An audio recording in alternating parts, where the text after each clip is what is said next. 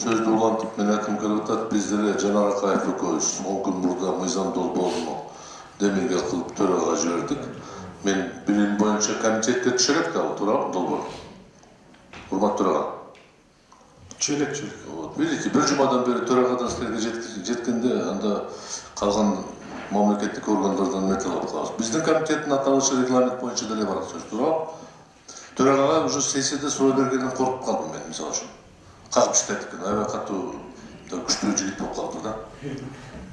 Сиздер мындай да, комитеттин төрагасы болгондуктан бардык тармактарда регламент сактоо боюнча тартипти, ошо сактоо боюнча ишти көзөмөлдөшүбүз керек.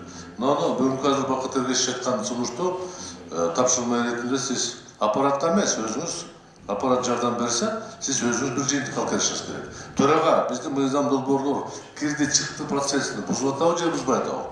Анан корутунду же жазуу түрүндө жооп берсеңиз, кийин биз сиздин пикир айтканга мындай негиз болот да.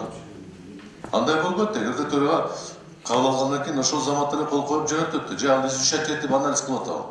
Андай функциясы жок да. Дело текшермек беле. Бүгүнкү күндө төрага в принципе баягындай прием раздаточный пункт болуш керек да. Мыйзам Долбоор боюнча. Келдик, тийиштүү комитетке кетти. Анан бир жума кармашып не болот экен?